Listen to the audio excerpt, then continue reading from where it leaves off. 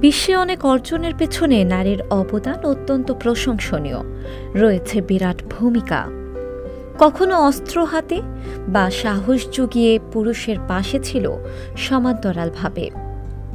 তবুও অনেক নারীরা নিজেই নিজেদেরকে পিছিয়ে রেখেছে। নারী নিজের অবস্থান খোঁজে সৌন্দর্যের জালে, আর সে জালে হোঁচট খেয়ে হারিয়ে ফেলে শক্তি সাধনার পথ।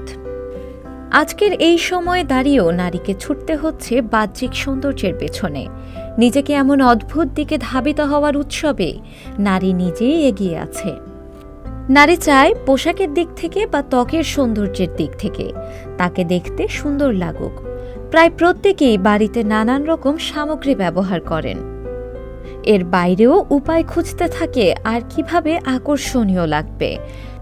সৌন্দর্য বৃদ্ধির জন্য বাজারে এখন নানান রকম সৌন্দর্যবর্ধক পণ্য ও থেরাপির সমাহার। এই চাহিদার জন্য cream, lotion, facial, laser therapy আরও কত কি। সবকিছুর ঊর্ধ্বে মেয়েরা নিজের বাহ্যিক সৌন্দর্যের জন্য নিজের উপর আঘাত পর্যন্ত সহ্য করতে পারে। সৌন্দর্য বাড়ানোর জন্য থাপ্পড় থেরাপির মতো এক অদ্ভুত থেরাপি প্রচলিত আছে দক্ষিণ কোরিয়ায়। শতাব্দী ধরে দক্ষিণ কোরিয়ার নারীরা এই থেরাপি ব্যবহার করে আসছেন।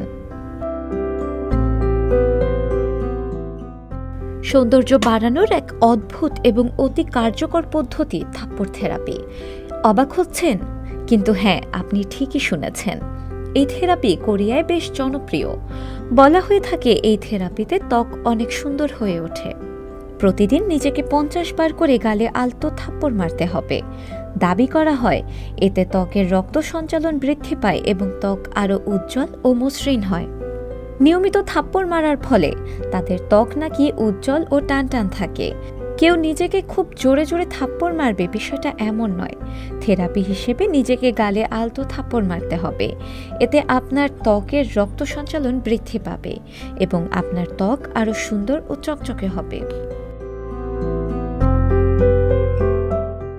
এখনও কোরিয়ান নারীরা ছোট থেকেই এই থেরাপি ব্যবহার করা শুরু করেন, যে কারণে বড় হতে হতে তাদের ত্বক অনেকটাই উজ্জ্বল হয়ে ওঠে।